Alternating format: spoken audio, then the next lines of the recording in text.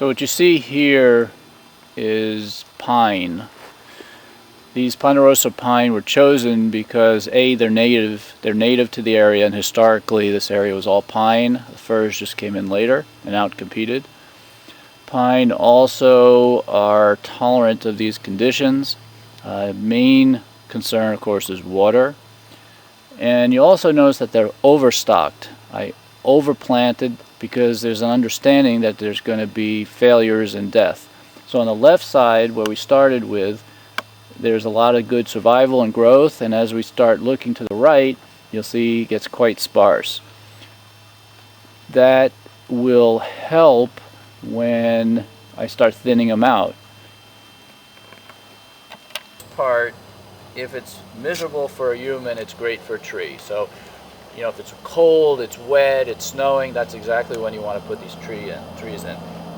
Even when everything is perfect, there's going to be some survival issues. I try to improve things by putting on these deer protection devices, which are, by the way, biodegradable.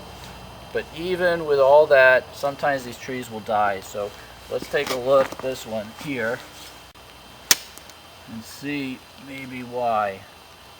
Okay, this one looks like it rotted. I know you can't see up close, but there's no good root development on this tree. So it sometimes helps to also look around and see why certain trees didn't survive.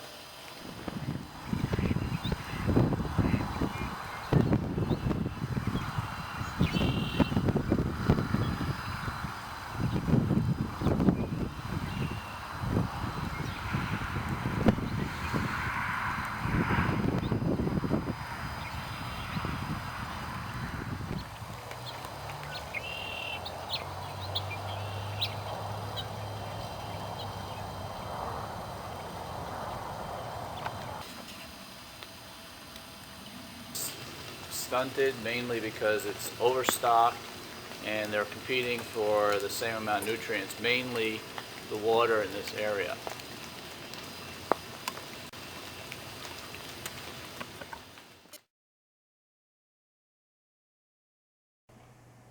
About a year ago, my husband and I bought a 5-acre farm.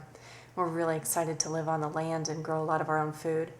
One of our biggest challenges is weed control, and we've got a lot of them, almost 5 acres worth.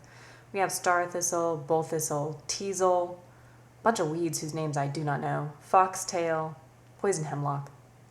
And so we've been pretty aggressively trying to control them. We've used hand pulling, and you might be able to see how that's difficult from a distance. We've planted a lot of clover, and we're also mowing biannuals such as teasel in order to keep them under control, and that's working pretty well.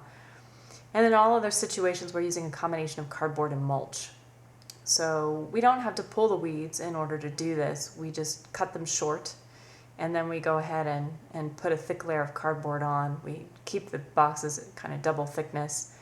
And we don't always have the mulch at the time that we're doing this or when we have the cardboard, so we weigh it down with rocks. And then we go for 8 to 10 inches of mulch, which is about 4 tractor buckets full, or in this case, 10 to 12 wheelbarrows.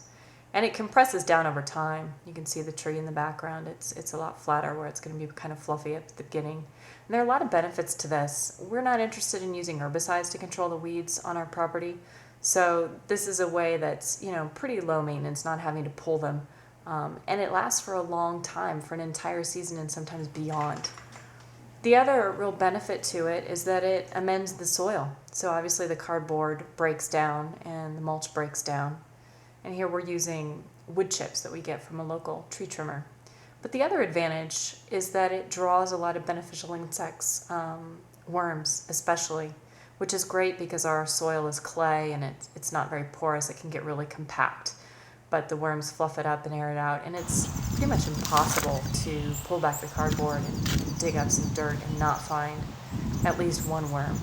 So with all these different strategies that we're using for weed control, we're hoping to get things under control in a few seasons.